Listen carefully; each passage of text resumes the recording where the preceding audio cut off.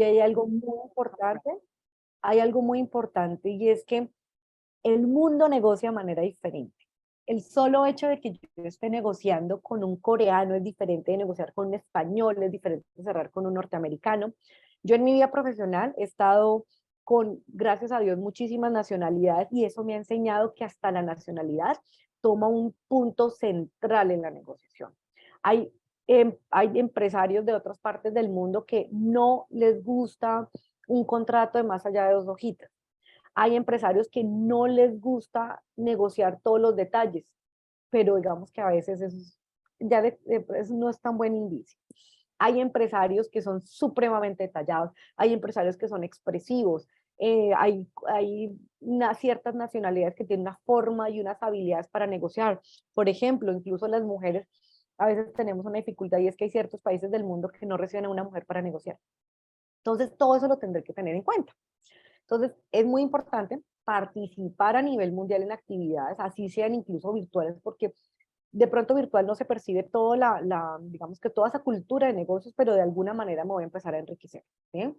Entonces, es fundamental. En esto hago un pequeño, digamos, una pequeña reseña y es el tema de la logística de muestras comerciales.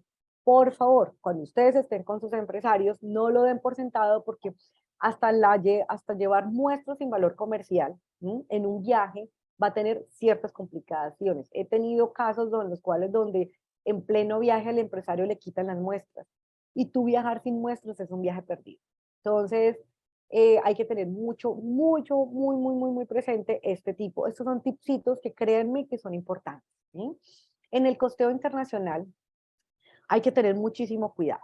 ¿Por qué? Porque normalmente no tenemos en cuenta muchísimos factores que afectan el costeo.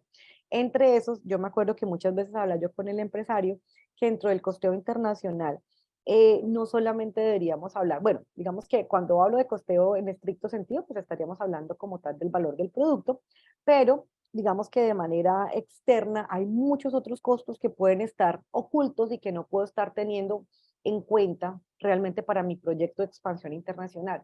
No más el solo hecho de tener consultores estratégicos, no más el tema de pensar que cuando yo voy a ingresar a un mercado, ¿sí? ¿Cuánto me va a costar introducir mi producto? ¿Sí?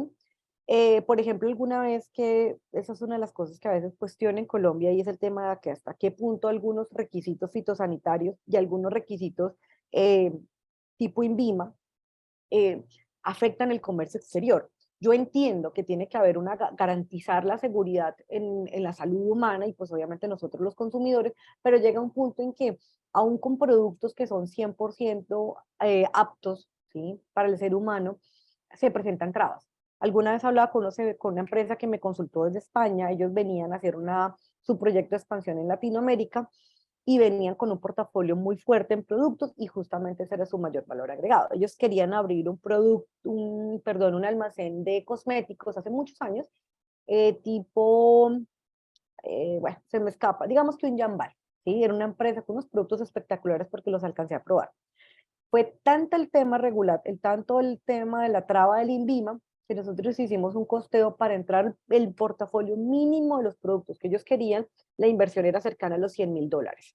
Finalmente terminaron haciéndolo con otro país porque no solamente estaba el tema tiempo, perdón, dinero, sino el tema tiempo. El tema tiempo en mercados internacionales se traduce en dinero. Aquí hago un pequeño paréntesis y les voy a decir una cosa. Ustedes como negociadores internacionales tienen una labor muy importante, muy importante. Parte de una de las situaciones que se presentan es que en Latinoamérica la internacionalización es muy baja. Nosotros tenemos países, o he visto países donde encuentro con empresarios que prácticamente desde que nacen, desde que arrancan como empresarios, su visión siempre es a nivel, digamos que a nivel internacional. En Colombia nuestra vocación internacional es muy baja. Ustedes como negociadores internacionales tienen una labor fundamental y es que, digamos que viendo cifras de la CEPAL, bueno, en Naciones Unidas, pues se puede identificar que casi que el 90% de las empresas, las pymes en Latinoamérica no están en mercados internacionales, no hacen ninguna operación, ni exportan, ni importan, siempre compran a intermediarios.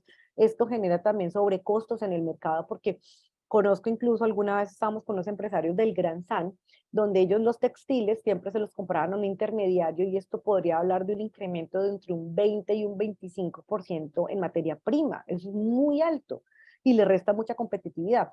Y me acuerdo que cuando hablábamos con los empresarios de jeans del Gran San, nosotros les decíamos, ellos hablaban de que ellos exportaban y tú hablabas con ellos y la exportación de ellos es que venían personas desde muchas partes, de Perú, de Ecuador, a comprar los famosos jeans levantacola. Nunca voy a olvidar que fue un caso muy triste para mí porque nosotros duramos 8 meses, incluso fue con el hoy actual director ejecutivo de Perú, Luis Alfonso Chala, donde estuvimos tratando de hacer que estos empresarios exportaran. Y me acuerdo que les decíamos, ustedes no saben qué va a pasar en el futuro. Ellos se quedaron en su zona de confort y hoy en día están inundados de empresas de jeans levantacolas chinos. Los chinos son muy hábiles para copiar, pero bueno. Entonces simplemente es para que ustedes sepan que esto es una labor de patria y es poner a exportar al 90% de las empresas pymes. ¿Por qué es fundamental? Estas empresas representan, uno, el 99% de las empresas de la región y dos, aportan el 67% del total de empleo. O sea, que ustedes creen que sí sería importante poner a exportar las pymes, por lo menos eso ha sido parte de mi sueño en calidad de consultora. Entonces, continuamos. Cuando ya tenemos a ese posible candidato, es qué tenemos que tener presente en la negociación para cerrarlo en el contrato. Entonces, como empresario siempre, y ustedes como negociadores, definan de manera estratégica cuál es mi interés real. ¿Por qué hablo del interés real? Porque todo el mundo piensa que va a conseguir clientes. Todo el mundo dice, no, yo me voy a una feria internacional y voy a buscar clientes, a quién venderle de manera directa. Pero resulta que normalmente para uno llegar a un mercado internacional, salvo que yo tenga una capacidad económica muy grande, va a ser sumamente costoso. Uno, abrir puntos de venta en ese país de manera directa. Dos, posicionar mi marca. ¿Sí? Tres, ubicar personal confiable que en el país de destino, en el país de objeto de mi internacionalización, haga toda la estrategia. Eso es muy, muy complejo. Créanme que incluso empresas con alta capacidad económica se ven un poco desestimulados cuando ven las complicaciones de hacerlo. ¿Por qué entonces en ese caso les digo que debemos evaluar cuál es el interés real? Porque no solamente cuando yo voy a una feria internacional, cuando yo voy a un nuevo país, tengo que buscar un cliente directo, ¿sí? ¿Qué puedo yo buscar? Un distribuidor. ¿Qué puedo yo buscar? Un aliado estratégico. ¿Qué puedo buscar? Una maquila. Entonces, dependiendo de mi estrategia de internacionalización, asimismo cerraré un contrato. Entonces, esto es fundamental porque pues se podrán identificar. No es lo mismo un contrato de compraventa. Ya después, bueno, me encantaría poderles hablar de este tema, un contrato de compraventa internacional que tiene una normativa muy bonita. Y sino que vamos a encontrar contratos de distribución, que es totalmente diferente a un contrato de una compraventa internacional, un contrato de distribución. Dentro del contrato de distribución es muy diferente un contrato de distribución con exclusividad y sin exclusividad. ¿Qué significa la exclusividad? Que ese distribuidor en el país, por ejemplo, somos empresa colombiana que produce calzado. Yo voy para el Perú y nombro a un distribuidor. Qué diferente es nombrar a un distribuidor exclusivo que se va a dedicar de todo el país. En este momento me encantaría preguntarles a ustedes qué le pedirían a un distribuidor para que se considere exclusivo. Muchas veces he visto yo que a veces empresarios negocian contratos de distribución exclusiva y ellos felices dicen, no, Aljaid, mejor dicho, me conseguí al que era buenísimo, súper querido, muy amable, está encantado con mi producto, pero resulta que se quedó con exclusividad. Ah, bueno, perfecto. Y hablamos de un forecast. ¿Cuánto es lo mínimo que va a vender para continuar con la exclusividad? A veces empresarios quedan, ay, no, yo no coloqué eso. Ah, bueno, entonces si ese empresario vende 10 unidades, va a cumplir. Ay, ¿cómo así? Sí, sí, sí, efectivamente. Entonces, estaríamos hablando de que muchas veces podemos cerrar un mercado donde yo le traigo un contrato de distribución de exclusividad, de exclusión exclusiva, perdón, y este empresario puede que nunca venda nada y cumple y va a ser un contrato que va a estar vigente durante 5 años en un país. Entonces, hay que tener mucho cuidado, por eso siempre les digo, ustedes como negociadores internacionales, de manera estratégica, definan cuál es la mejor manera de abordar el mercado. Hay que reconocer lo que es un nivel de dificultad y es el nivel de experiencia. Pero para eso ustedes tienen que recabar mucha información. Todo el tiempo les voy a hablar información, información. Ustedes como negociadores internacionales, entre mayor información tengan, mejores decisiones toman. ¿Por qué les hablo de que también tenemos que tener presente la marca al momento de la negociación? Y esto va a tener un impacto gigantesco en el contrato internacional que yo vaya a celebrar. Porque dependiendo de la marca, hablaré del tema de propiedad intelectual. No es lo mismo que en un empresario, hablemos del mismo caso del empresario peruano, que con el que yo me reuní como negociador internacional y le digo a mi jefe, jefe, cerré el negocio de la vida, tenemos distribuidor exclusivo en el Perú. ¿Mm? Muchas veces, dependiendo de su estrategia, si ustedes dicen, oiga, no, yo quiero posicionar mi marca, ¿mm? Ustedes dirán, listo, este distribuidor va a tener una distribución exclusiva de mis productos marca Pepito. ¿Mm? ¿Qué puede presentarse? Que el distribuidor diga, listo, yo le posiciono su producto, pero ¿sí? Si yo le abro a usted mercado, primero él va a tener unas garantías legales de las cuales tendremos que tener muchísimo cuidado, porque muy posiblemente si ese empresario me abre el mercado, ¿sí? Si lo hace como exclusivo, el día de mañana se puede quedar con el mercado o va a ser sumamente costoso cerrar la negociación si en algún momento me incumple o pasa algo. ¿Sí?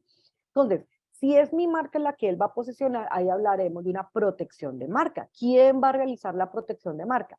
Muchas veces, ¿qué veo yo entre mis clientes?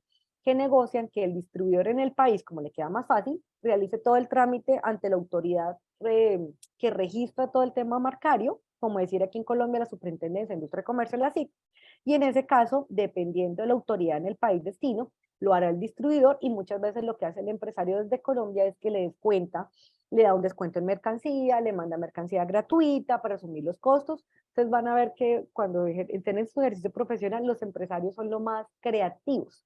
Por eso a veces los abogados tenemos ciertas dificultades muchas veces en el tema de establecer las negociaciones en contrato, porque a veces le digo yo a mis empresarios que a veces me hacen un Frankenstein en un contrato. Hacen una mezcla de compra-venta, hacen una mezcla de maquila, hacen una mezcla de representación, y muchas veces uno como empresario, como abogado, Dios mío, cómo cierro esta negociación en un contrato? ¿Mm? Pero bueno, digamos que ahí a veces uno como abogado tiene que ponerse al día con los empresarios y no el empresario con el abogado. Entonces, la marca va a ser fundamental. No es lo mismo para el distribuidor en un país extranjero posicionar una marca, mi marca, que la de él. Porque muchas veces también puede pasar y es que yo llevo mis zapaticos a la empresa, al Perú y esta empresa que es distribuidor me va a decir, muy lindos tus zapatitos, me encantan, pero yo los quiero con mi propia marca porque yo tengo una marca de hace 15 años en el mercado y me interesa tu diseño, que eso pasa mucho con las empresas colombianas.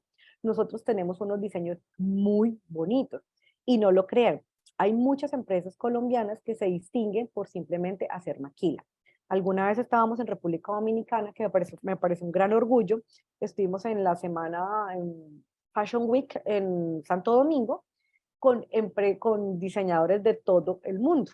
Y en ese desfile se presentaron muchos colombianos. Y había otra modalidad, y es que cuando nosotros fuimos allá, llevamos varios productos que fueron para empresas dominicanas, pero con maquila colombiana. Eran productos elaborados en Colombia con marcas de República Dominicana. Entonces, esto es fundamental. Esto va a incidir mucho en los costos dentro del contrato, porque si el empresario en otro país va a posicionar tu marca, muy posiblemente te va a pedir que asumas el registro marcario, te va a pedir que asumas, obviamente, todo el tema de protección de la marca ya, todo el tema de publicidad, posicionamiento en redes sociales. Ustedes cuando están en la vida profesional se van a dar cuenta de lo difícil y lo duro que es posicionar una marca. Entonces muchas veces hay empresas que son estratégicas y dicen, a mí no me interesa pelear en ningún país del mundo por mi marca y se dedican simplemente a fabricar, a ser maquiladores a nivel internacional. ¿Sí? Entonces eso aplica para todos los productos, alimentos, textiles, de todo. Conocimiento del mercado. Esto es fundamental. Cada país tiene aspectos regulatorios muy complejos. ¿Sí? Eso incidirá muchísimo en el contrato. Por ejemplo, el registro sanitario, hay países que es lo más sencillo del mundo. Hay otros países donde es sumamente complejo. Yo he trabajado mucho en el sector farma y nos hemos dado cuenta que se han presentado situaciones como que Colombia, el INVIMA es bien agotador, es muy, muy exigente y es muy costoso. Un producto farmacéutico puede llegar a costar 7.000, 8.000 dólares, más los estudios de estabilidad y una cantidad de cosas que toca adicionar dentro del registro. Entonces, en ese caso, Normalmente cuando un distribuidor de productos farmacéuticos en un mercado tiene que hacer los trámites regulatorios ante la autoridad sanitaria, eh, digamos que pide una exclusividad, pide contratos a 10 años, 20 años, dependiendo de la inversión que tenga que hacer. Porque imagínense que nosotros tuviéramos que ingresar, no sé, ¿qué te digo yo? 10 productos farmacéuticos. Solamente en el ingreso de esos productos podemos estar hablando fácilmente de 300, 400 mil dólares. Entonces, en ese caso, si imagínate tú como empresa hacer una inversión de eso y que después te quiten la distribución. Entonces, hay que tener mucho cuidado con este tema regulatorio, con los costos, con quién los asume, cómo lo asumen, y la idea es que todo eso vaya dentro del contrato. Algunos aspectos que debemos tener en cuenta es que dependiendo de mi estrategia de internacionalización, si la hago yo, si la hace un tercero, ¿sí? Es cuál sería la carga tributaria en el país donde voy a llegar. Hoy en día, lamentablemente en Colombia, se está volviendo Colombia un país muy costoso para la internacionalización de muchas empresas que llegan a quedarse en el país y que quieren contratar directamente. Y para eso, digamos que crean una empresa, lo que sería una filial, o hacen una sucursal de sociedad extranjera. Entonces, en ese caso es fundamental evaluar la carga tributaria, porque hay países que son muy costosos, hay otros países que son mucho más económicos. Entonces, aspectos como la logística del país también tendrán mucha incidencia en el contrato, y eso ya se verá como en el Incoterm. Entonces, eh, bueno, Mauricio, vas a tener, ojalá tengamos el compromiso de conocer a las personas con las que estoy en estos momentos interactuando, porque sería muy, muy chévere, digamos, que poder manejar este tema con un poco más de, como de parte casuística, donde yo les pueda preguntar un poco para conocer el criterio que ustedes puedan ir desarrollando. Muchas de las cosas que les estoy contando hoy es de criterio, ¿sí? Es decir, digamos que si yo fuera a colocar este punto en Chile, ¿qué tendría que tener en cuenta? ¿Sí? Y ahí es cuando empiezo a buscar en internet, venga, para el tema de calzado aquí pide que tenga que cumplir una norma técnica. ¿Sí? Nosotros no podemos pensar que todo el mundo es como Colombia, que todo el mundo piensa como Colombia. ¿Por qué? Porque la normativa de cada país depende mucho de su historia. Ahorita vamos a ver un pequeño videito como para explicarles de qué les trata. ¿Qué necesito tener presente? Una debida diligencia. ¿Qué es la debida diligencia? Y es conocer a la persona con la que estoy haciendo negocios internacionales. Por el solo hecho de que esa persona haya viajado, ¿sí? No significa que sea una buena persona. Hay que tener mucho cuidado con el tema de lavado de activos. Podemos tener empresas fantasmas o muchas veces que compran en mercados internacionales para cubrir, como les dijera yo, actividades de narcotráfico o actividades ilegales. Entonces hay que tener mucho cuidado con quién me meto. Eh, Hay muchísimas empresas que a veces usan el tema de comercio exterior como una fachada para legalizar operaciones no tan santas, como diría por ahí.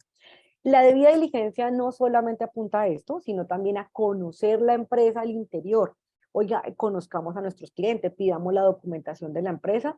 Una vez me acuerdo que estábamos con un empresario colombiano que me llamó súper emocionado porque le habían encargado 7 contenedores mensuales de agua para Estados Unidos, bueno, de agua y una cantidad de cosas mezcladitas en cuestión de bebidas, súper emocionados, o me llamó, que mejor dicho, que estaba dispuesto a sacar un crédito, que iba a vender la camioneta, que ta.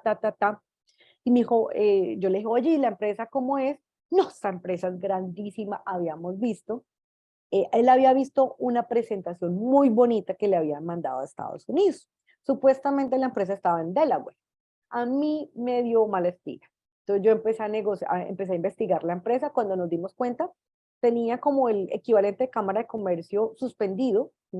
Era una empresa que no había facturado más de $20,000, que es muy poquito para una empresa que quiera comprar 5 contenedores, y cada contenedor pueda costar entre 300 y 400 o 500 millones de pesos, ¿sí? Entonces, uno tiene que ser coherente, ¿sí? Si una empresa tiene una capacidad muy baja, pues ¿cómo me va a comprar la producción de un año? ¿Cómo me va a pagar a mí un contrato de 100,000, $200,000 si esa empresa en el año no factura más de $20,000, ¿sí? Entonces, ahí es donde viene, por eso les digo yo, un poco de la sana crítica que podamos tener. Entonces, conocer a mi cliente, hacer una debida diligencia. Bueno, perdón, para cerrar la historia. Yo los verifiqué, la empresa no facturaba y me acuerdo que en ese momento el empresario me decía que esta empresa le había dicho que compraba muchísimos contenedores desde Colombia. Y empezamos a mirar, entramos a las bases de datos y verificamos que la empresa no había comprado un solo contenedor durante los 3 últimos años. Entonces, esta debida diligencia también me permite quitarme muchos dolores de cabeza.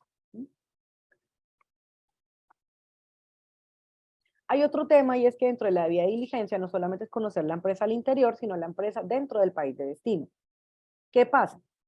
Que yo podré tener una empresa muy bonita, que podré tener una empresa donde en la página web todo se ve bien, incluso que tenga cifras interesantes. Pero resulta que esta empresa puede que no me sirva. Por ejemplo, ¿por qué coloco acá caso de distribución México, sector farmacéutico? Resulta que nosotros teníamos una negociación que duró mucho tiempo. ¿Sí? Dentro del contrato, a mí solamente se me endilgó elaborar. Ellos negociaron, a mí me pasaron el contrato.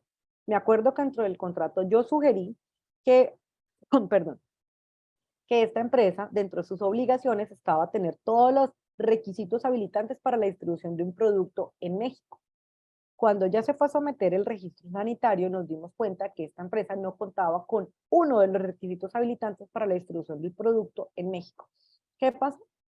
Nos tocó conseguir una tercera empresa y hacer una negociación supremamente compleja para corregir este tema. Entonces, ¿qué pasa? No solamente es el tema de la capacidad de la empresa en sí misma, sino esa empresa dentro de su país para comercializar o distribuir mi servicio. Perdón. Aquí en el siguiente punto que debemos tener presente es cuál es mi producto, mi servicio claramente definido. Todo lo que más se pueda de información. Ficha técnica. ¿Cuáles son los componentes de mi producto, la materia prima? Si es amigable con el medio ambiente, si tiene prácticas justas, si necesitan sellitos. Todo. Entre más claro sea, muchísimo mejor. ¿Qué pasa? Que yo puedo ofrecer un producto y mi contraparte puede entender comprar otro producto o puede asumir que mi producto cumple con todos los requisitos de su país. Y puede decirme el futuro cliente en la Unión Europea, oiga, pero es que usted cómo me manda este producto sin sello verde, ¿sí? O sin fair trade. Entonces, en ese caso hay que tener mucho cuidado. Por eso es que les digo, cuando ustedes van a una negociación, por favor, una ficha técnica lo más completa, donde al final diga, si no dice acá que no lo tienes, porque no lo tiene. Es decir, no tiene el certificadito de prácticas justas, no tiene sellitos verdes, no tiene y lo que tenga, hay que ser muy claro en el momento de la compraventa para evitarme que después esté mi producto despachado y me lo devuelvan en un contenedor para o tengan que incinerar el producto. Entonces, estos son temas muy importantes y de pronto cuando estamos en el mundo real es que nos damos cuenta de cuánto puede llegar a costar. Entonces, tener claramente la posición arancelaria es fundamental. Muchos empresarios trabajan a nivel internacional y lo último que hacen es esto cuando van a despachar. Pero la posición arancelaria me va a identificar cuáles son los requisitos para poder exportar este producto. Y otros más en el contrato. ¿Qué tenemos que definir también previamente al contrato? El Incoterm. Hay empresarios de otros países, hay empresas que tienen por política que si no es FOB, no reciben. Ellos no se van a poner a, digamos, que hacer toda la logística internacional, entonces ellos máximo, hasta donde digamos que negocian es un FOB. Hay muchos empresarios que dicen, no, yo voy a entrar en mercados internacionales, pero voy a vender ex-work, o sea, recójame en mi fábrica. Eso no es una exportación. Eso es que yo le digo a usted, cómpreme y usted asume todo el trámite como tal para realizarle el tránsito internacional y hacer la debida exportación. Las garantías, ¿por qué es importante? Muchísimo cuidado. Me acuerdo que hace algunos meses estábamos negociando un proyecto para un tema de generación de energía. Todo lo habían contemplado dentro de los costos del proyecto, salvo el tema de qué pasaba con las garantías. Se hizo una negociación muy ardua, fue supremamente compleja porque era un proyecto más bien grandecito y al final nos dimos cuenta que el mayor problema fue el tema de garantías, porque el proveedor decía, yo le respondo por la garantía, pero me recoge en sitio. Y el comprador decía, no, yo compro, pero usted me pone en mi sitio. ¿Qué pasa? Que poner en el sitio u otro, estamos hablando de un equipo gigantesco, ¿sí? Donde el traslado del producto podía ser sumamente costoso. Entonces, porque además es que la planta queda en Europa, era en Alemania. Entonces, estos son el tipo de detalles que deberíamos tener claros en una negociación. ¿Por qué? Porque podemos hablar que una negociación internacional fuera como en Colombia, que se citó en Juan Valdés y cerró el negocio, pero una negociación internacional pueden pasar meses, muchas veces para cerrarlo. Y usted imagínese que al final le digo a su jefe, ay jefecito, a mí se me olvidó negociar las garantías y el cliente se me echó para atrás. ¿Sí? Entonces, y demás aspectos importantes de la operación, que eso pues ya lo definirá cada parte. ¿Sí? Dentro del tema de por qué finalmente, después de toda la carreta que les he echado, ojalá de pronto, de verdad, de todo corazón, la analicen y ojalá en algún momento revisen la presentación, porque deben darse cuenta que son tipsitos que de años de experiencia personal y de experiencia de otros colegas y de empresarios y de personas con las que he compartido. Entonces, finalmente, ¿por qué debemos hacer un contrato internacional para cerrar la negociación? Porque miren, ustedes no se lo alcanzan a imaginar cuántos empresarios hacen negociaciones fundamentales que quedan solamente en correos electrónicos. Y cuando el día de mañana tienen un problema, empiezan a buscar, ay, no, espere que el doctor, yo estoy segura que el tema de la garantía sí lo habíamos hablado, eso está en un correo electrónico. Y van y miren, ¿qué pasa? El correo no funciona, no lo encuentra, la ley de Murphy, ¿sí? Aparece todo menos ese pedacito. O por ejemplo, habían definido que las cantidades mínimas eran, no sé, 10.000 unidades y el empresario aquí en Colombia se emocionó y compró materia prima para hacer 10.000 unidades. Y cuando al momento de despachar le dice, listo, le mando las 10.000 unidades. Y el empresario le dice, el comprador dice, no, yo le pedí 1.000. No, usted me pidió 10.000. Busque el correo. Busque. Se me fue un cero de más. Suena tonto, pero en algún momento en una negociación que nosotros tuvimos, se presentó un problema y es que en el pago, la persona que hizo el pago pensó que estaba pagando en pesos colombianos, pero la moneda del pago eran dólares, ¿no? Y calculan la diferencia entre de pesos a dólares. Hablar de millones, 1 millón en pesos colombianos versus 1 millón en dólares. Entonces, conclusión, el contrato es muy importante. No dejemos en documentos sueltos, no dejemos en correitos, no dejemos en cartas de intención, no dejemos digamos, de manera tan suelta un tema tan importante para una empresa. Una sola negociación mal hecha puede quebrar toda una empresa. Entonces, eh, dentro de las razones que yo considero importante es, vamos a evitar los conflictos, ¿sí? ¿Qué pasa? El día de mañana que me digan, pero es que usted me dijo a mí que me despachaba. Claro, espere, vamos a revisar en el contrato. Usted ya lo leyó, yo ya lo leí, ahí están las cosas claras y no hay más documentos. Usted en un documento de 5 hojas tiene toda su negociación. ¿Cómo la entrega? ¿Cuándo la entrega? ¿Cuál es el Incoterm? ¿Quién responde por las garantías? ¿Quién asume los costos del registro? Absolutamente todo debería estar contemplado ahí o se recomienda. ¿Sí? Tenemos un documento para resolver las dudas, efectivamente esa misma situación de qué pasa si el otro me pregunta, ay, venga, ¿cómo es que vamos a hacer la campaña? O hace una campaña que a usted no le gusta. Me ha pasado que yo tengo, gracias a Dios, ya después de cierta experiencia, pues uno le recomienda al cliente, porque una vez se le dice, oiga, venga, él va a asumir la campaña publicitaria en el Perú, o en Chile, o en Argentina, o en Estados Unidos, pero usted va a hacerlo con su marca, ¿sí? En ese caso, una de las recomendaciones que dentro del contrato yo siempre establezco que aun cuando la publicidad la asuma el distribuidor, ¿sí? Tendrá que tener un visto bueno del fabricante, si es posicionamiento de marca, si no es una maquila. ¿Por qué? Porque hay campañas que son feas, perdón, hay campañas que a mí no me gustan porque yo tengo una marca. Imagínese usted un Vélez que tiene una imagen tan bonita, tan estructurada, ¿sí? Que de pronto en el Perú la quieran hacer ver burda o un producto de mala calidad. A veces hay publicidad que es asociada incluso a la calidad del producto, no es la misma la publicidad de un BMW a la publicidad de un carro, de un Twingo, o de cómo era Ferrari versus Twingo. Entonces, en ese caso, una de las cosas es que pues cada uno tiene su nivel y el contrato nos permite absolver esas dudas que de no tenerlo vamos a tener muchos inconvenientes. Vamos a hablar sobre los acuerdos reales dentro de la negociación, cuáles son mis obligaciones, cuáles son mis obligaciones dentro del contrato, mis derechos, absolutamente todo. Entonces, este contrato nos da claridad sobre la negociación final. ¿Qué pasa? Ustedes se van a dar cuenta que muchas veces para llegar a una negociación final vamos a pasar por 20 negociaciones previas. Por ejemplo, eh, yo le voy a pedir a usted un producto. ¿Mm? En el producto necesito que me incluya dentro del producto este empaque. El empresario, pero me lo deja $10. El empresario te va a decir, se lo dejo en $10, pero no le incluyo el empaque. ¿Mm? Después le va a decir, no, yo quiero que me incluya el empaque dentro del valor. El empresario va a volver a replicar, listo, se lo dejo en $10, pero le bajo la calidad del empaque o le hago un empaque diferente. Miren, sobre un mismo tema podemos tener 20 acuerdos. En el contrato va a estar establecido de manera clara el último acuerdo de las partes.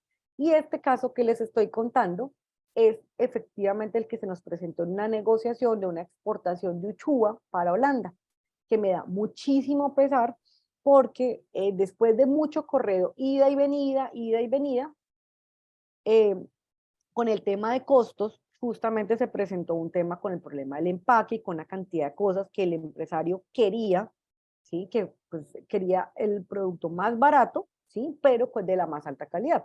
Y el empresario colombiano le dio varias opciones. En algún momento se rompió la negociación, el empresario holandés asumió que el empresario colombiano iba a enviarlo con el empaque que él había contemplado y el empresario colombiano quedó con la anterior negociación. Conclusión, al final, como no se supo cuál era el acuerdo, hubo una discusión grandísima y finalmente se dañó el negocio. Entonces, y una de las cosas es que vamos a hablar el mismo idioma. Entendamos que en mercados internacionales todos hablamos idiomas diferentes, no solamente entendiendo el tema de el idioma en sí mismo, sino que venimos con historias diferentes, con situaciones diferentes, todos pensamos de manera diferente. Entonces, dentro de lo que son los casos que normalmente se han presentado, voy a contarles por encimita, solamente para que ustedes vean algo que muestro acá, y es el costo de lo que una duda o no resuelta o no establecida de manera clara como tal en un contrato internacional me puede representar un gran dolor de cabeza. Resulta que nosotros tuvimos una empresa colombiana, una empresa muy bonita de alimentos, donde ellos adelantaron un proyecto de internacionalización en el Perú. Hicieron todo el proyecto de inversión, buscaron un mercado estratégico, ellos estaban felices, felices, felices, felices. Buscaron a su aliado estratégico en Lima, cerrar, fueron hasta allá. La inversión fue, y eso que fue pequeña, fue $10,000 porque solamente lo hizo el gerente comercial. Y al final, cuando estábamos a punto de cerrar el negocio, oh sorpresa, nos dimos cuenta por el mismo distribuidor en el Perú que la empresa ya estaba, eh, eh, que la marca, perdón, ya estaba siendo usada por una empresa peruana. Resulta que la empresa había sido copiada en su integridad, pero en su integridad es que les cuento que les robaron el logo, les robaron la forma de distribución, la presentación del producto, absolutamente todo, y esa marca ya estaba registrada en Perú.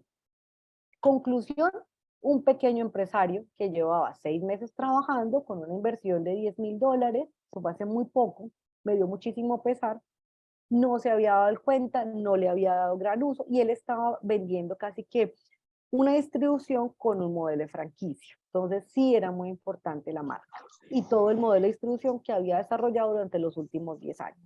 En ese pequeño error perdió $10,000. ¿Qué es lo que les quiero decir? Lo que les estoy contando hoy, ¿sí? Fruto de la experiencia de tantos años, se cuantifica. Es decir, un error puede dar lugar a que un empresario o a una empresa, perdón, pierda mucho dinero. Otro caso que me pasó, para que ustedes se den cuenta que esto no solamente pasa en empresas pequeñas, sino hasta en las mejores familias, una multinacional se presentó en el Perú, en Ecuador, para realizar un proyecto. Firmó un proyecto con una empresa gigantesca, un proyecto de más o menos $20 millones. Ese proyecto, se suena irónico, ¿sí? Eh, este proyecto, perdón, tenía un fuerte componente de contratación de personas con unos salarios impresionantes porque era una especie de hackers, ¿sí? Entonces resulta que la nómina era supremamente alta porque era un contrato, perdón, de desarrollo de software. En ese contrato se realizó el contrato, digamos que nadie se había percatado de identificar cómo era ese país en su tema normativo, ¿sí? Entonces, cuando ya empezó el contrato, se dieron cuenta que los empleados se contrataron en, en Ecuador, sí, eran incluso desarrolladores de software de diferentes países, pero ellos iban a estar en Ecuador un año desarrollando el proyecto. Resulta que la carga tributaria para esa nómina fue tan alta que se comió las ganancias del proyecto.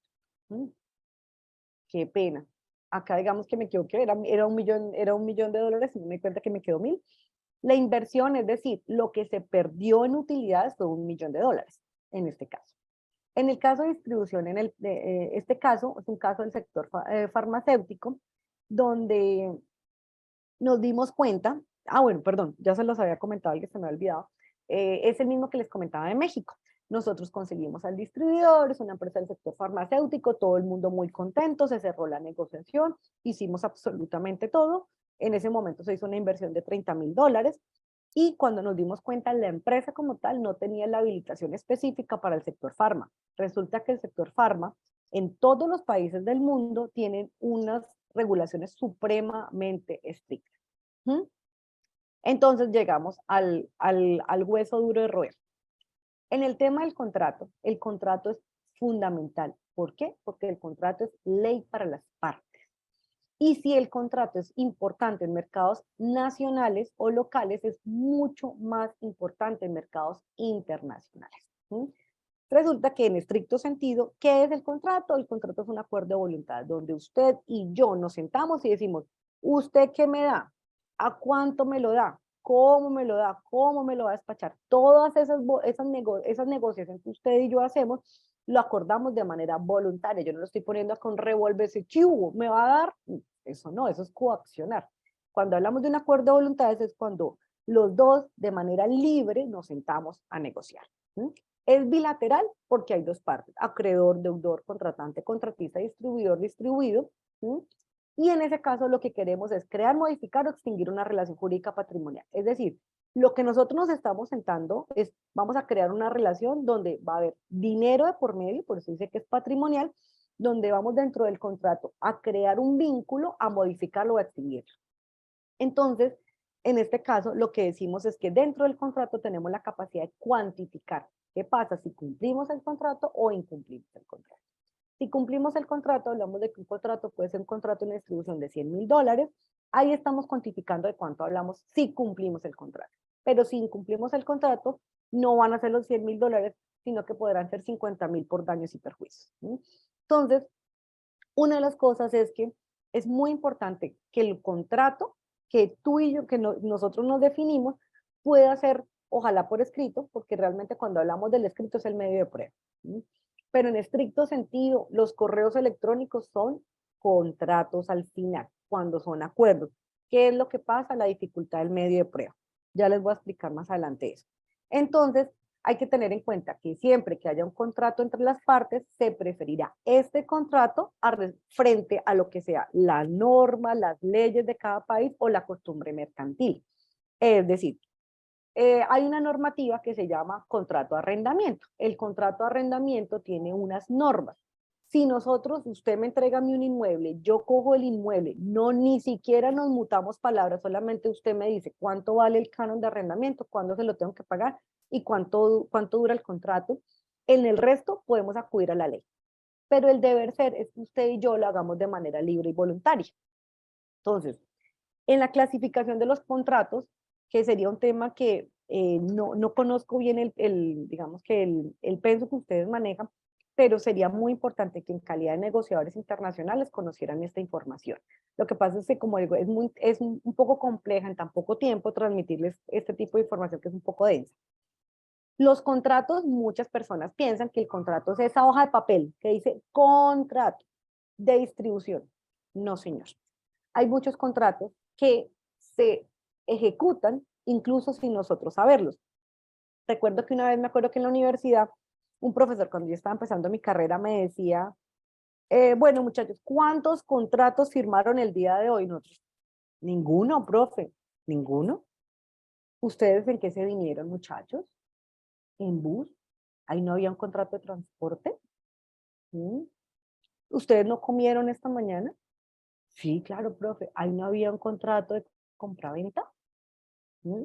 Y empezó así, ustedes no fueron a la biblioteca, y empezó así, nosotros, oiga, venga, claro, para un contrato no es la hoja de papel donde yo me siento y la firmo, un contrato es como lo habíamos dicho anteriormente, es un acuerdo de voluntades, con el solo acuerdo puede que haya un contrato. Por eso es importante hablar de la clasificación de los contratos para nosotros entender cuándo estamos de cara a un contrato. Los contratos consensuales son donde por solamente la voluntad de las partes, el contrato ya nace a la vida jurídica. Por ejemplo, el contrato de trabajo. Por eso es que muchas veces le dicen a uno, usted contrató a la señora al aseo, pero la señora que le ayuda con los servicios generales en cualquier lugar, en su oficina, en su casa. Muchas veces usted dice, no, pero yo no la he contratado. Y uno dice, bueno, ¿ella fue a su casa? Sí. ¿Usted le pagó, no sé, 100.000 pesos el día por ir a su casa? Sí. ¿Cuántas veces iba? 2, 3 veces a la semana. Ok. La señora tenía que atender lo que usted le dijera, es decir, la señora no podía llegar y decir, ay, no, venga, yo permiso, venga, quítese usted, yo barro, trapeo y ya, listo, me voy. No, la señora atendía órdenes, yo le decía, lave, haga, ayúdeme con esto, colabóreme con esto, por favor, dóbleme la ropita acá, láveme esto. Había una subordinación, había un pago, y había una prestación directa, es decir, la señora del aseo no podía mandar a la mamá, a la hija, a la hermana o a la prima a hacer el aseo. Tenía que ir ella a prestarlo de manera directa. En ese caso, ¿se firmó un contrato? No. ¿Había un contrato? Sí. Ese era un contrato de trabajo. Por eso es que muchas veces ustedes están viendo que en las noticias empieza ese tema de el contrato de realidad o demandaron a la persona porque la señora de servicios generales fue a la inspección de trabajo y dijo, mire, yo tenía un contrato de trabajo y esta persona no me liquidó ni me pagó mis prestaciones ni me pagó. Por eso es que está hoy en día tan delicado y estos son debates muy importantes que incluso en estos momentos en el país están dando. Entonces, si ven que si yo no hubiera firmado una sola hoja de papel, hay un contrato, ya después les explicaré que eso pasa en mercados internacionales. Hay contratos unilaterales, hay contratos bilaterales.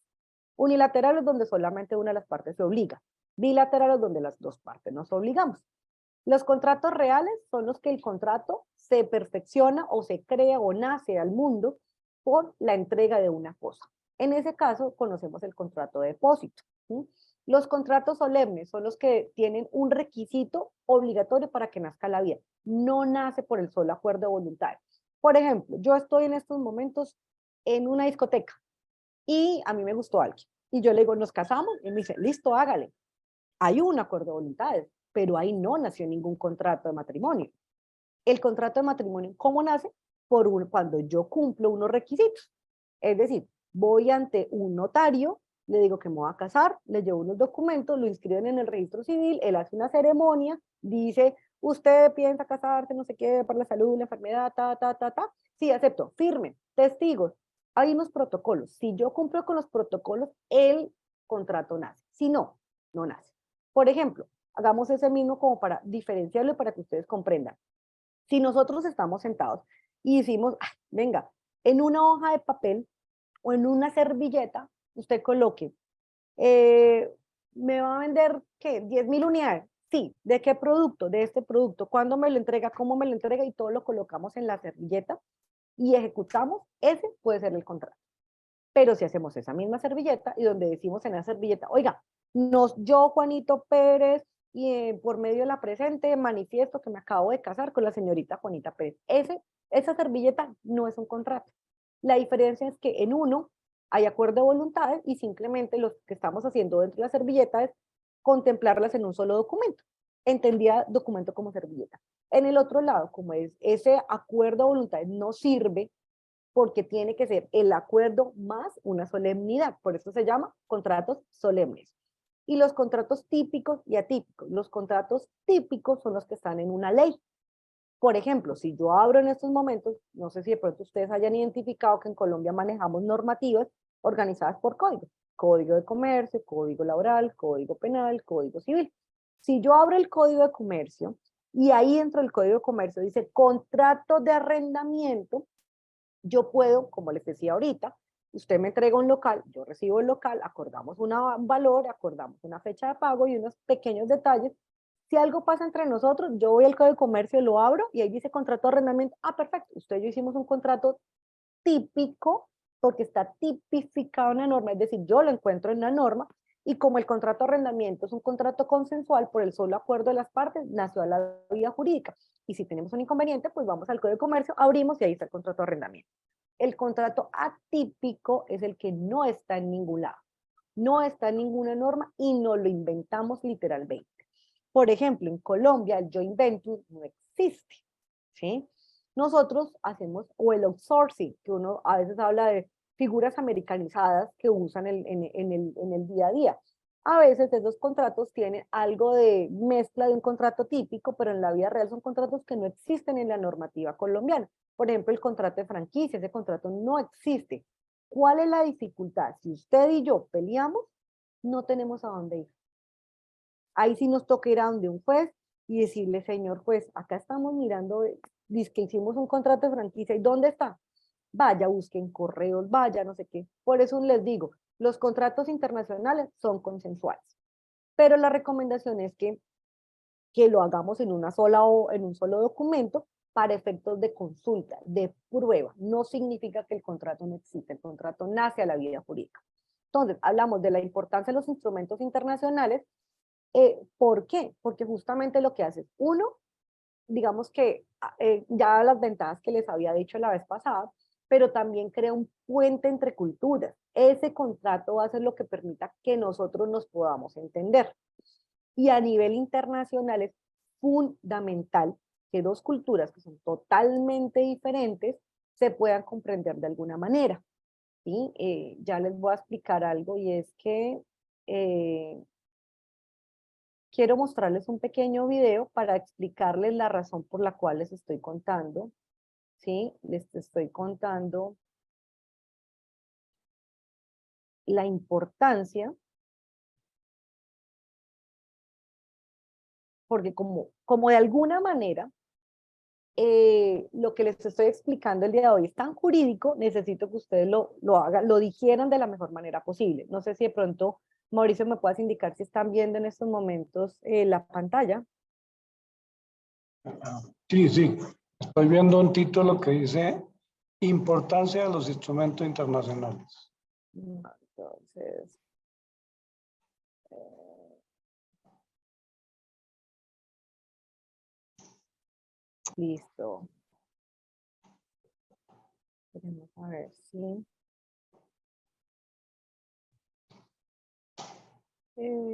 vea pues. Listo. Ahí están viendo en mi pantalla. Sí, dice feliz día, señor Pollo a la brasa. Listo. ¿Ustedes creen que la forma en la que nosotros en Colombia pensamos, nuestras leyes y las leyes que existen en Colombia son muy parecidas a las del resto del mundo? Entonces, quiero que ustedes comprendan que cuando nosotros no decimos nada, ni cerramos un contrato y no decimos cuál es la ley aplicable, viene una cantidad de temas jurídicos a identificar cuál va a ser la ley aplicable si nos llega a pasar algo. Si nosotros estamos en una negociación y establecemos todo, menos dentro del contrato, cómo se va a regular ese contrato a nivel internacional, tenemos un conflicto muy fuerte y es que no sabemos cuál ley vamos a aplicar. Si, por ejemplo, yo estoy en Colombia, estoy vendiendo a un país, hablemos de, no sé, España, ¿sí? El solo hecho de haber hecho la negociación no significa que no haya una ley aplicable, significa que sí. Lo que pasa es que nos vamos a coger a criterios internacionales. ¿Qué es lo que quiero hacerles entender antes de arrancar con el tema del contrato? Primero ya entendimos qué es un contrato y cuáles son los tipos de contrato y que podemos hacer un contrato en una servilleta de papel. Nosotros podemos en estos momentos ir a una feria o una rueda de negocios y comprometernos a manera muy importante con una sola servilleta de papel porque ya hay un acuerdo de voluntades y esa servilleta es la prueba. ¿Sí? Pero resulta que no solamente basta eso. Resulta que si yo en Colombia estoy haciendo una negociación con una persona ubicada en otro país, en España, en Corea, en Estados Unidos, con decirles que hoy en día estoy negociando un contrato con Corea donde me han pedido que apliquemos la normativa de, bueno, primero me pidieron la normativa europea y después me pidieron normativa alemana. ¿Mm? Ya después les voy a contar esa historia, pero bueno, a lo que quiero es, voy a mostrarles este pequeño video para que ustedes entiendan lo complejo que son las leyes en cada país, porque cada país tiene unas leyes que dependen de su historia que nosotros no conocemos. Por eso es muy riesgoso no establecer dentro de los contratos internacionales a qué ley nos vamos a aplicar. El pollo a la brasa es una comida Ay, perdón, antes de este video, yo se los digo porque es el top, es uno de los videos que me gusta en el sentido de que son las leyes más ricos de Latinoamérica. Hay cosas que están en las leyes que ustedes no se lo alcanzan a imaginar. Pocos nos resistirían, pero de eso a hacerlo ley, el Poder Ejecutivo en Lima, Perú, dijo, ¿por qué no? Y estableció que el consumo de este platillo era ni más ni menos que un asunto de interés nacional.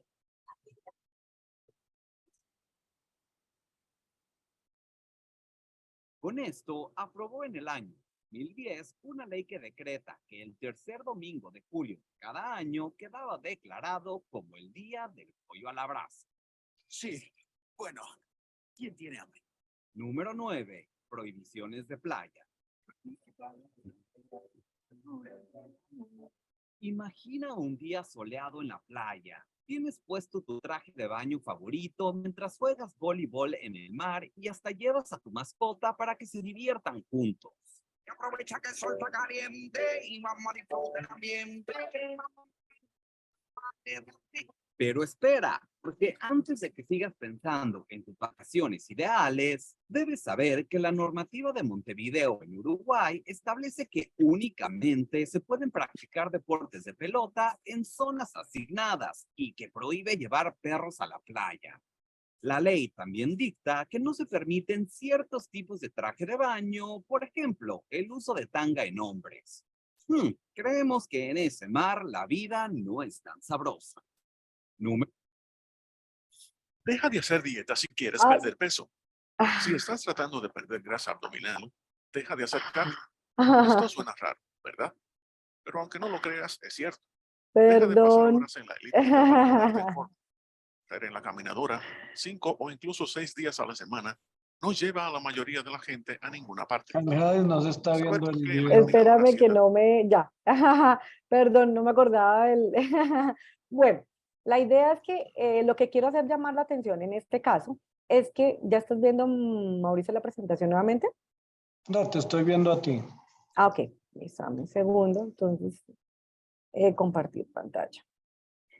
Entonces, lo que quería hacer, digamos que mostrar, llamar la atención es, si ven que si vieron algo que para nosotros pudiera ni siquiera ser comprensible, en otro país puede ser una normativa. Entonces, a lo que voy es que es fundamental. Ahora sí estás viendo, Mauricio, mi presentación nuevamente. Sí, señora. Ok. Entonces, a lo que voy, lo que quiero llamar la atención es que la importancia de los instrumentos internacionales en comercio exterior es que nosotros podamos definir a qué ley nos sometemos, cómo regulamos nuestras relaciones como empresarios, ¿sí? Y cómo ejecutamos toda una operación de comercio exterior que pueda ser supremamente importante. ¿Por qué les quería mostrar estas leyes que uno consideraría ridículas? Porque es que la ley no es ridícula, puede ser ridícula para nosotros, pero puede no serlo en el país donde está.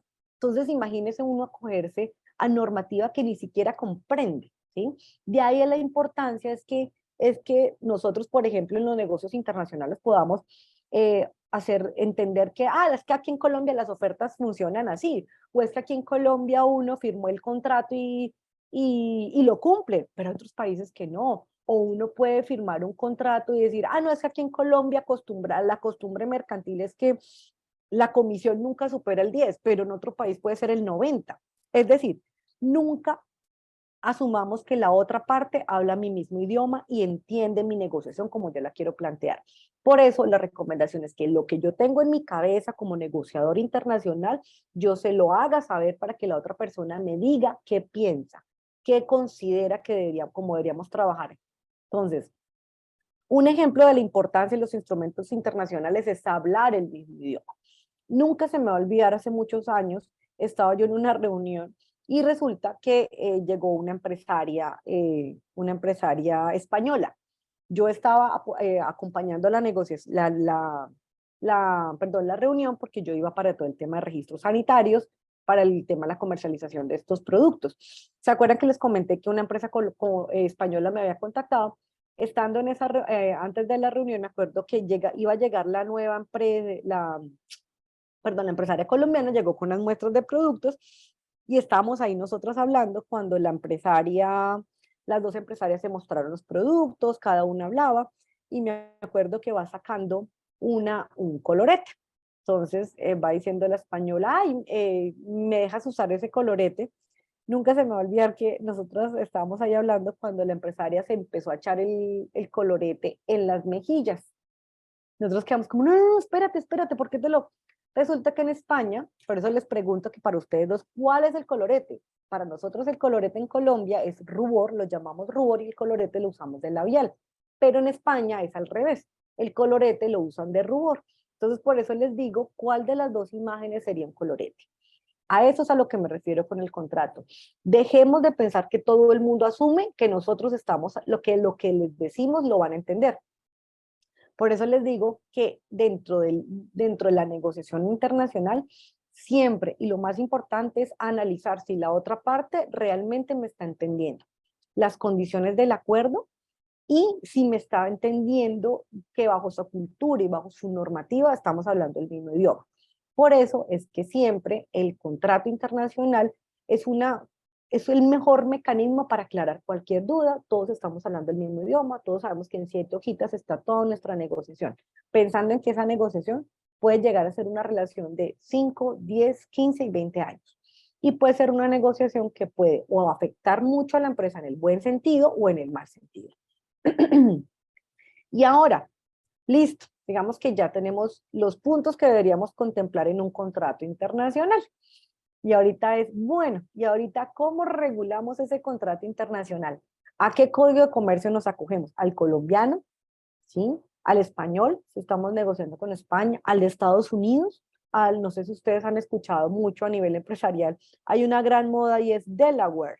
Suena hasta muy bonito y todo, y muchos empresarios me han dicho, ay, pongamos la normativa de Delaware, porque resulta que Delaware es un estado muy, digamos que de mucho gusto para los empresarios por un tema impositivo, por un tema de facilidades para el tema de creación de empresas, porque ha sido, digamos, un estado en Estados Unidos fue muy de moda, porque incentiva mucho el tema de inversión extranjera. Entonces, asimismo, la normativa era muy sencilla. Por eso muchos contratos en algún lado siempre a veces someten a la normativa de Delaware.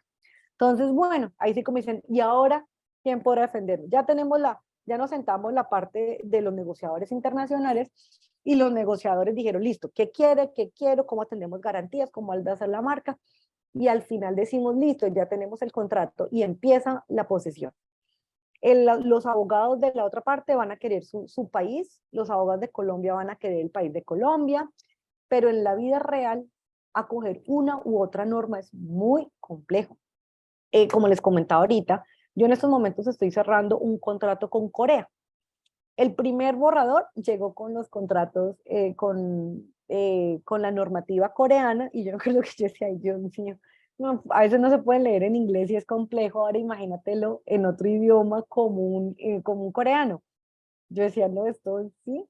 Yo sugerí obviamente la normativa colombiana en su momento, pero por una razón. A pesar de que es un contrato internacional, bueno, yo sugerí 2 normativas. La normativa internacional y sometí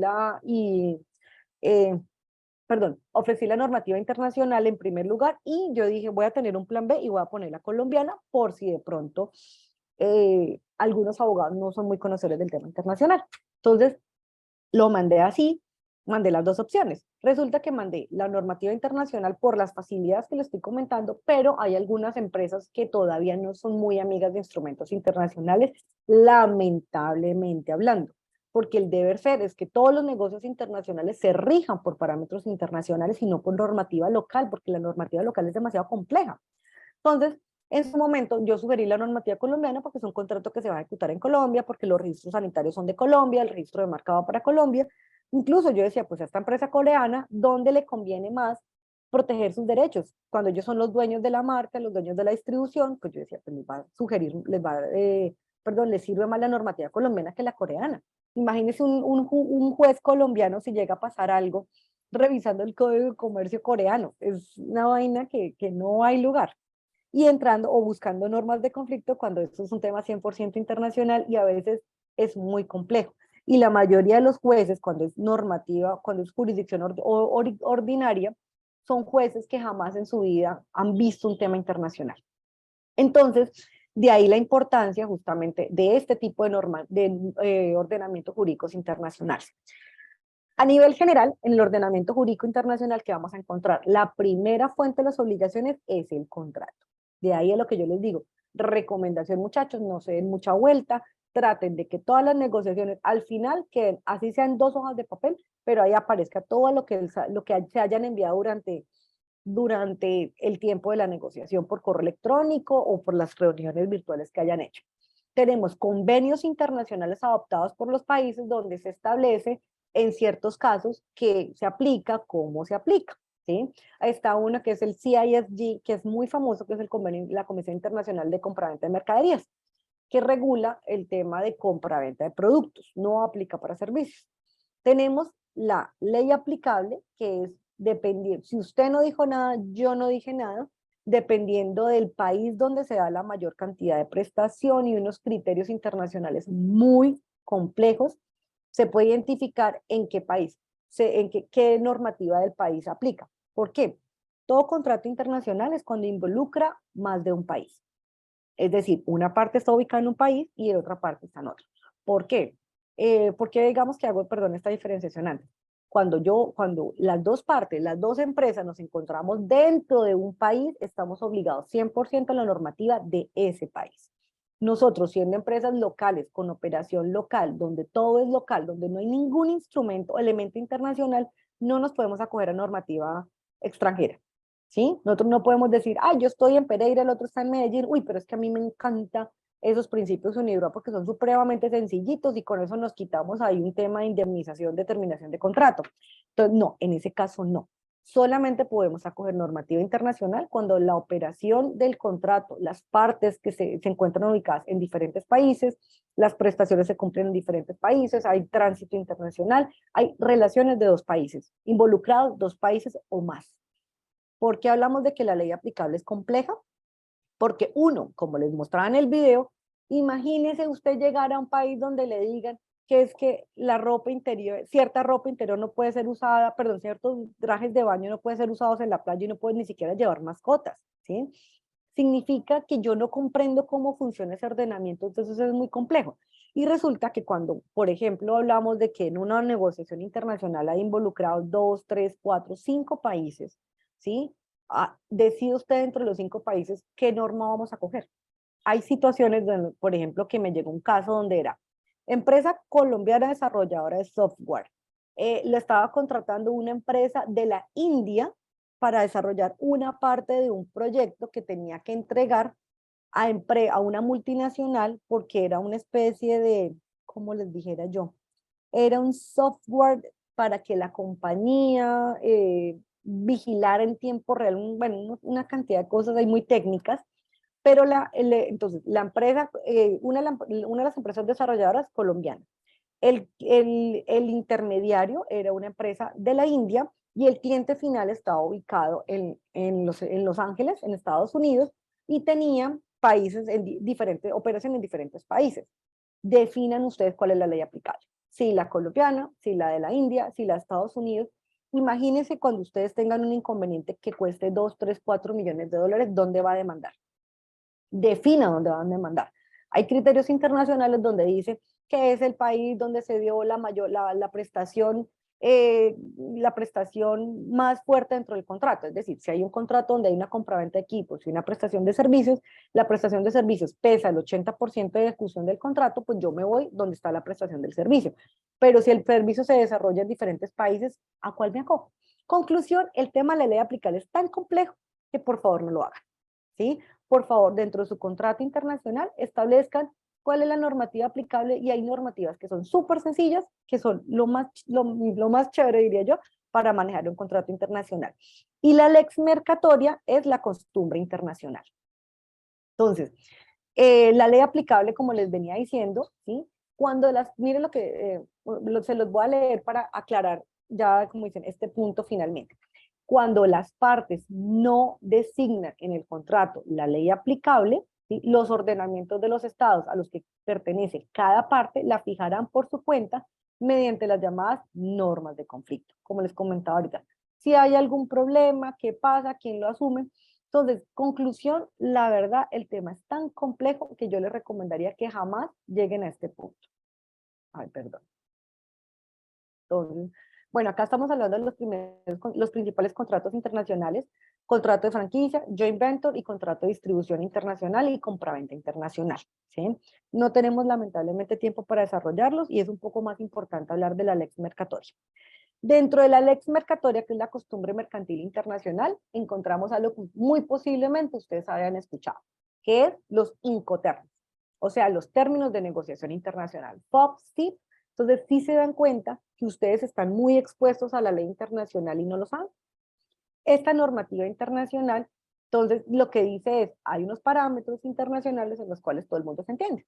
Si usted es colombiano, a duras penas habla inglés, ¿sí? Manda un correo electrónico, identificación del producto, composición arancelaria, y al final dice FOB, ese cliente, usted no le tiene que decir nada más, usted no tiene que explicarle cómo va a empacar el producto, en qué lo va a transportar, cómo va a llegar hasta allá, usted simplemente le dígale FOB y en qué puerto lo va a encontrar. Y después, pues obviamente la comunicación le envía todos los documentos de despacho de mercancía. Pero en ese caso, sí se dan cuenta lo importante que es hablar el mismo idioma.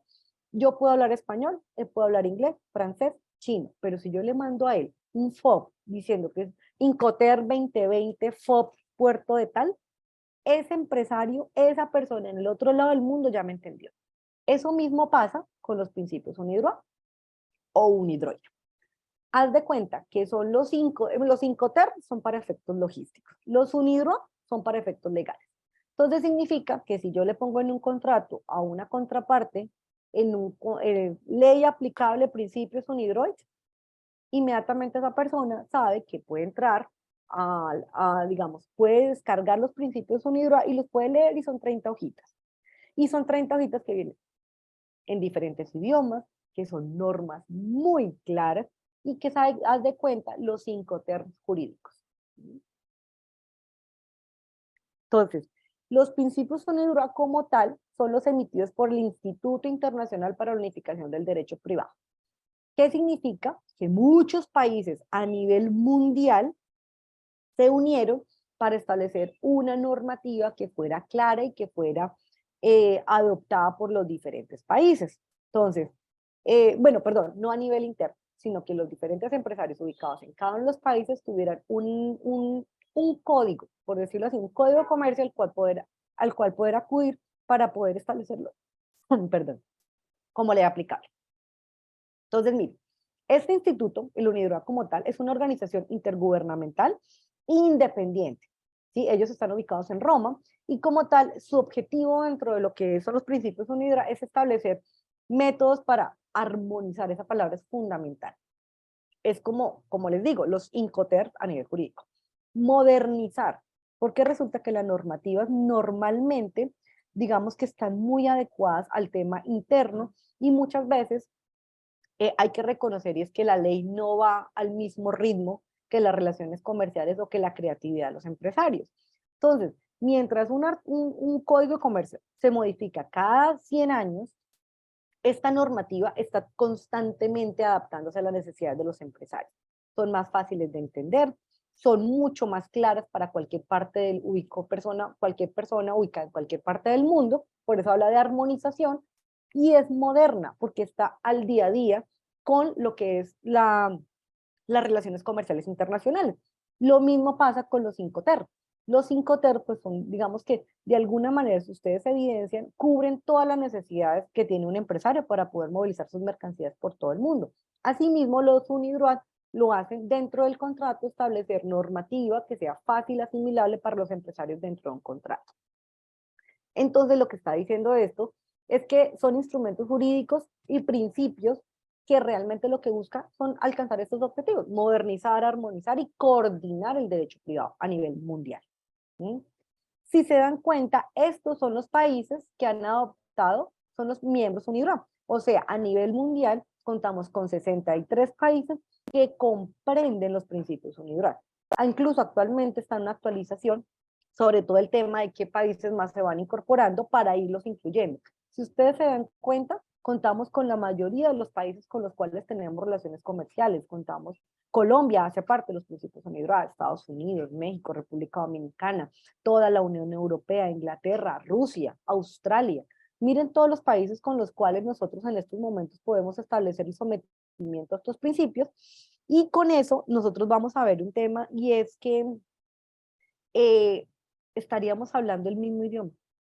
Nosotros no tenemos que traducir el código de comercio a una persona con la cual estaríamos negociando en Rusia, por ejemplo. Listo. Perdón, estaba acá revisando que me había llegado un mensajito del grupo. Entonces, si ustedes se dan cuenta, ¿Será que habrán algunos países de los que nosotros normalmente tenemos relaciones comerciales que podamos establecer principios UNIDROIT y que sean de fácil asimilación? ¿Mm? Entonces, en este caso, es fundamental que de alguna manera nosotros como negociadores internacionales abramos los ojos a la importancia de este tipo de acuerdos.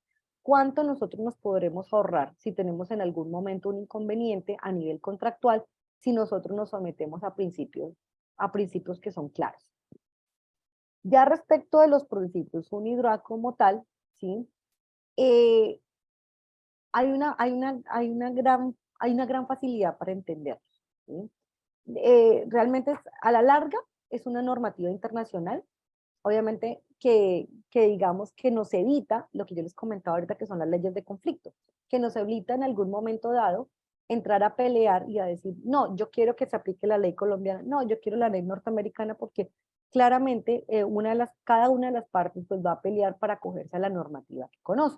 Por eso sabemos, por eso decimos que los principios UNIDROIT lo que justamente prefiere, digamos que nos ayuda como empresarios es a evitarnos ese desgaste que puede significar identificar cuál ley aplicamos, la suya o la mía o qué hacemos. ¿Sí? Normalmente, estos principios son usados mucho para lo que se llaman contratos modelo. ¿Sí? ¿Qué pasa con los contratos modelo? Los contratos modelo son contratos que se van desarrollando en ciertos sectores específicos. El sector específico de farma, el sector específico de alimentos, cada uno tiene una forma de desarrollarse.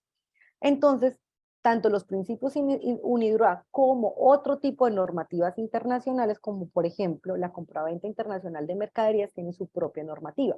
Normalmente nosotros, ¿qué hemos hecho? Los principios UNIDROIT los adoptamos mucho para el sector servicios, aunque pueden aplicar para para producto o servicio, y los CISG o compraventa internacional de mercadería de la convención, esta aplica normalmente para lo que son productos tangibles, por decirlo de alguna manera. Si ustedes en algún momento de verdad pueden hacer el ejercicio, lo que pasa es que pues obviamente el tiempo no nos da, y entrar a mirar cada uno de los principios sería muy dispendioso, son muy claros. Los invito de verdad enormemente a que por favor los busquen, incluso si quieren yo les puedo enviar el link para que los puedan descargar.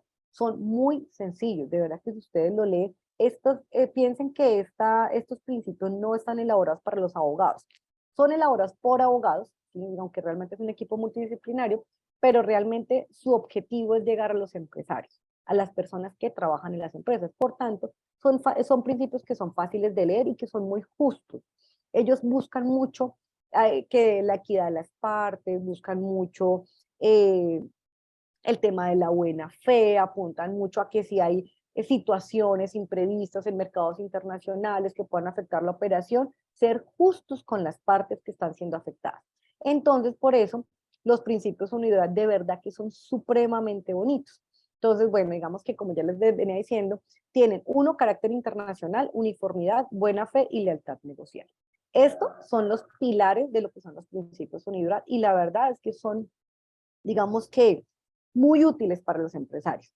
Solamente les voy a mostrar, les alcanzo a mostrar porque ya estamos llegando a nuestro fin. Yo creo que va a haber una parte de preguntas, Mauricio, me dirás en qué momento lo hacemos. Si quieres podemos yo incluso cerrar con esta última diapositiva como para que vean un artículo.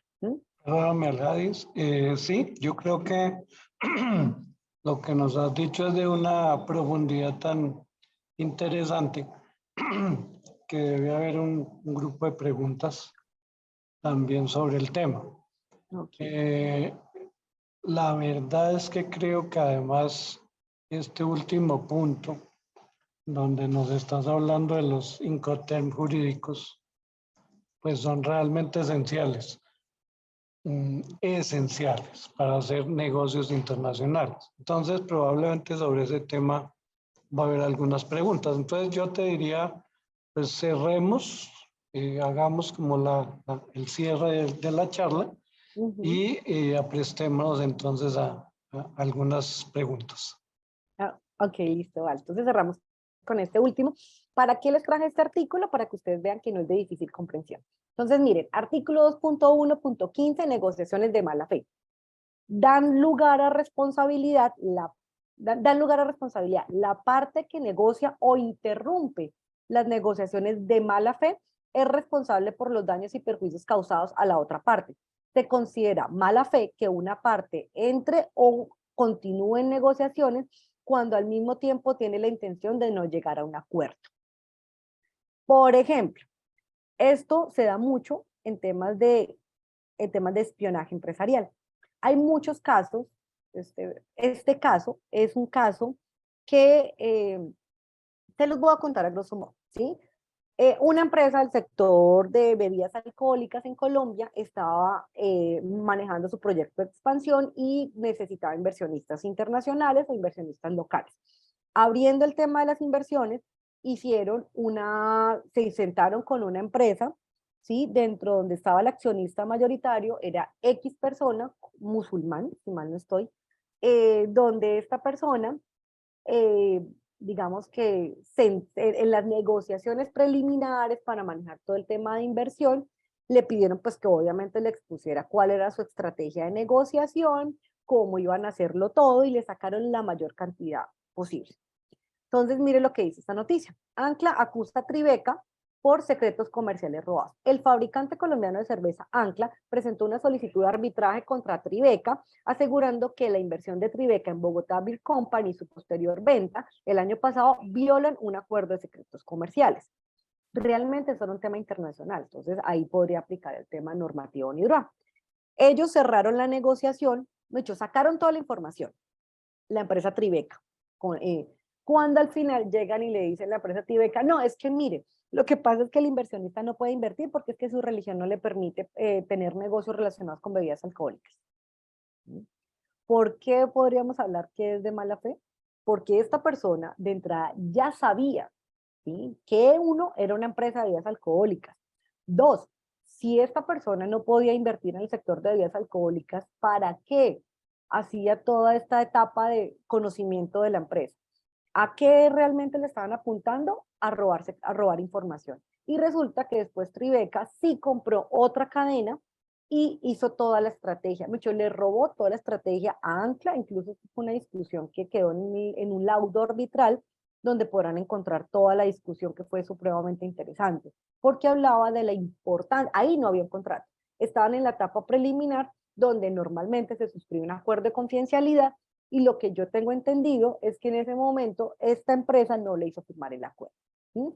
Pero si nosotros nos estamos acogiendo a la normativa internacional, y nuevamente viendo este artículo, dice la parte que negocia o interrumpe negociaciones de mala fe es responsable por los daños y perjuicios. Si nosotros estuviéramos acogiéndonos al principio NIDROA, podríamos, bajo este artículo, si esto lo pusiéramos dentro del acuerdo de confidencialidad internacional, pondríamos dentro de ese acuerdo que nos acogemos a la normativa NIDROA y bajo este artículo podríamos hacer que en este caso se reconocieran los daños y perjuicios que Ancla Internacional sufrió por haber perdido toda su estrategia de expansión, al haber Tribeca obtenido esa información de manera violando el principio de la buena fe y obteniendo esa información en acuerdos preliminares, por decirlo de alguna manera. Además, los principios UNIDROA cobija no solamente la parte contractual, sino las partes previas a la negociación. Entonces, que pueden ser cartas de intención, cotizaciones, ofertas de servicio, nada. Entonces, por eso es que yo les digo, y adicional a eso, esta normativa deja claro qué se entiende por mala fe, porque ellos dicen, se considera mala fe que una parte entre, ¿sí ven? Es decir, si ven que ellos entraron en una negociación sabiendo que no la podían cerrar, o continúen negociaciones cuando al mismo tiempo tenía la intención de no llegar a un acuerdo. El hecho de que a mí me digan que es que yo resulta que como soy musulmán no voy a poder invertir, era porque yo de entrada yo ya sabía que no podía cerrar un acuerdo con esta empresa de bebidas alcohólicas. Entonces espero que con esto por lo menos hayamos tenido una pequeña idea de lo que pueden ser los principios UNIDROA, que si nos damos cuenta realmente son sencillos. Entonces. Bueno, yo les dije al comienzo de la charla que esta iba a ser una experiencia extraordinaria, que la impresionante experiencia y conocimiento de Al-Hadis pues nos iba a abrir un mundo de temas. Entonces, Al-Hadis, muchas gracias. Ha sido un placer escucharte y saber de muchas cosas que tú nos has contado, pero no solamente desde el punto de vista teórico, sino en la experiencia diaria en el tema internacional. Entonces, pues muchas gracias. No, pues Mauricio, gracias a ti por el espacio. Yo encantada. Ok, aquí tengo una lluvia de preguntas, pero pues no tenemos el tiempo suficiente para responderlas, pero digamos que yo aquí he recogido unas dos. Una que tiene que ver con el tema de franquicias y otra que tiene que ver con el tema de joint ventures. Y tú afirmabas que las franquicias y los joint ventures en Colombia no están Regulados. regularizados. Ujú. Sin embargo, son una realidad. Sí, sí, sí. Existen, están ahí. Entonces, ¿cómo funcionan desde el punto de vista jurídico? Bueno, digamos que Porque hay lo una que les... lluvia de esos temas en Colombia. Bueno, ahí Entonces, hay una adelante. cuestión. Resulta que es que la norma, nuestro sistema jurídico como tal funciona, digamos que con una jerarquía, ¿sí?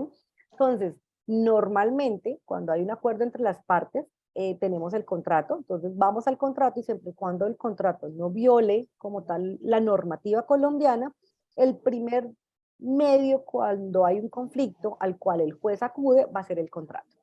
Lo que diga el contrato es ley para las partes, ¿sí? Entonces, si en el contrato no está, no hay ningún acuerdo entre las partes, me iré para la ley. Si en la ley no está, me iré para la costumbre mercantil.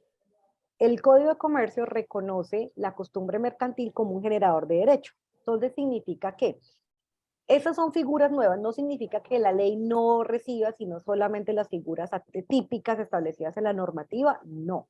La ley colombiana le reconoce efecto a los acuerdos de las partes, por eso es que dice que los acuerdos, los contratos son vinculantes, y la ley dice, mire, yo tengo unas figuras, ¿sí?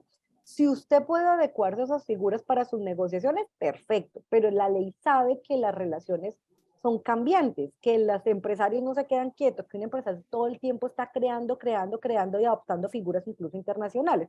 Y hoy en día están súper de moda el joint venture y la gente habla mucho del outsourcing y una cantidad de cosas, y uno va y mira y esas no son figuras colombianas, pero no significa que no tengan efectos jurídicos en Colombia. Los tienen y ahí hay mucho para seguir cuestionando, pero uno, hay que verificar si efectivamente la figura no existe, porque es que yo a un perro le puedo poner disfraz de gato, pero no va a dejar de ser perro, es un gato. Entonces, si hay un contrato de trabajo entre nosotros, yo le puedo llamar outsourcing, como digo yo de manera play, como muchos empresarios me dicen, ay no, es que yo lo quiero mediante outsourcing, pero no voy, mira, es un contrato de trabajo. Entonces yo le digo, pues mira, le podrás decir outsourcing, les podrás decir que estás tercerizando servicios, le podrás llamar lo que quieras, pero en la vida real eso ya está cubierto por la normativa colombiana y es un contrato de trabajo. Si efectivamente no hay una relación de subordinación, no hay un salario, porque hay unos elementos que me encantaría explicarles de cuándo es un contrato de trabajo. Se reúnen tres elementos. Prestación directa del servicio, es decir, no puede ir ni mi mamá, ni mi primo, ni mi hermano, tengo que ir yo, ¿sí? Entonces, dos, un salario. Y tres, hay una subordinación. O sea, a mí me dan órdenes, a mí me dicen, llegue a las 8 y salga a las 5 de la tarde. Eso no es outsourcing. Eso se llama contrato de trabajo. El outsourcing es una figura totalmente externa, donde no hay una vinculación directa, donde él mirará qué hace, cómo lo hace, a la hora que lo haga, y no hay absolutamente nada de subordinación. Podríamos hablar de un outsourcing, ¿sí? Entonces, en la vida real, estos contratos atípicos, el joint venture, me has hablado de franquicia, no existen en Colombia, pero uno, sí puede tener efectos legales si hay un contrato. Sí. Dos, si no es otra figura, si no está copiando otra figura que ya existe en Colombia, efectivamente sí puede ser un contrato típico y tendrá protección. Entonces, en este tipo de figuras, la recomendación mayor es, como no existe la franquicia en Colombia, al no existir, si tú y yo no tenemos un acuerdo claro entre las partes, no tendremos a quién acudir. Como yo les hablaba del contrato de arrendamiento. En el contrato de arrendamiento, tú entrégame el local. ¿Quieres no decirme nada? No me digas nada. Ah, que yo le hice mejoras, tú vas al Código de Comercio y dices, ¿qué pasa si yo hago mejoras? El contrato dice que si tú no me las autorizas, yo las pierdo. Ahí no hay pelea, ¿sí? Pero en el contrato de franquicia, si yo no te digo a ti que es que yo quiero que es que en la puerta de todos los locales haya un conejo gigante y resulta que en el de Suacha me lo robaron y nunca lo quise reponer, y yo no lo coloco dentro de los códigos del contrato de franquicia, pues cuando llegue donde un juez, el juez me va a decir, uy, pero es que yo no tengo eso regulado en ningún lado. ¿Qué es lo más claro? Pues ir de una vez al contrato y con eso nos evitamos el dolor de cabeza, porque ya tenemos claro cuáles son mis obligaciones y cuáles son mis derechos. Listo, muchas gracias. Yo creo que le doy paso al profesor Fabián para que él termine la reunión. No, pues esto ha sido supremamente importante, enriquecedor. Muchísimas gracias por toda tu colaboración, por todo tu conocimiento, por este tiempo que nos acabas de brindar. Aquí hay estudiantes, hay más de 60 personas conectadas de manera indirecta, por decirlo así. Dentro de los que estaban programas de contaduría pública, administración de empresas, administración turística, negocios internacionales, lo cual, pues, todo este tipo de contratos es supremamente valioso porque, especialmente para los estudiantes de negocios, muchos de ellos piensan que negocio internacional es solamente comercio exterior, importar y exportar. Y resulta que hay muchas maneras de vincular el proceso de internacionalización y para cada uno de ellos se puede generar un contrato con unas condiciones y características diferentes. Y tú nos acabas de abrir los ojos ante este nuevo panorama y el potencial laboral, profesional y personal para estos futuros profesionales. Entonces no me queda más que darte las gracias y yo creo que si el profesor Mauricio no tiene nada más que decir, pues obviamente poder dar ya la finalización de esta sesión. Muchísimas gracias por todo. No, pues bueno, encantada, muchas gracias, de verdad que cuentan conmigo para lo que necesiten. Para mí es muy importante, de verdad, que los muchachos entiendan la importancia de lo que están haciendo porque están haciendo patria. Creo que a veces las facultades de negocios internacionales de pronto no hacen caer en cuenta de la importancia porque si hay carreras que están en capacidad de llevar a las empresas donde tienen que estar, son las facultades de negocios internacionales. De verdad que me da mucho pesar que hayan cifras tan escandalosas como así que el 90% de las pymes no se internacionalizan. Entonces, imagínense el mercado que cada uno tiene, porque es que no solamente estamos hablando del 90% de Colombia, estamos hablando del 90% de las empresas en Latinoamérica. Nosotros no tenemos vocación internacional. Entonces, es una de las cosas que yo siempre he alegado en el sentido de que nosotros tenemos un compromiso fuertísimo con el país y la única manera de obtener un bienestar, mire, ¿cómo sería diferente en estos momentos Colombia si las pymes estuvieran exportando? Estarían saltando en un solo pie con el tema del dólar y no estarían dándose golpes de pecho porque pues, la inflación las está acabando. En estos momentos, si tuviéramos el 90% de las pymes, tendríamos el 60% de la población colombiana con la mayor capacidad de adquisición. Y no estaríamos sujetos a un mercado interno que nos está acabando a punta de inflación. Entonces, conclusión, para mí el análisis es fundamental de decirle, perdón, decir, muchachos, reaccionen, que esto es un tema de vida o muerte. Como país necesitamos internacionalizarnos.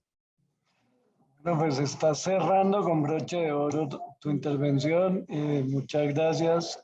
Al-Hadi, quedas invitada para muchos más eventos y esperamos que la próxima sea presencial. Entonces, maravilloso y muchas gracias por todo. Vale, gracias a todos. Dios los bendiga. Ok, un abrazo para ti. Vale, chao, chao. Bueno, muchísimas gracias a todos por su asistencia. Entonces podemos dar por finalizada la sesión de la mañana de hoy. Muchísimas gracias y que tengan todos un feliz día.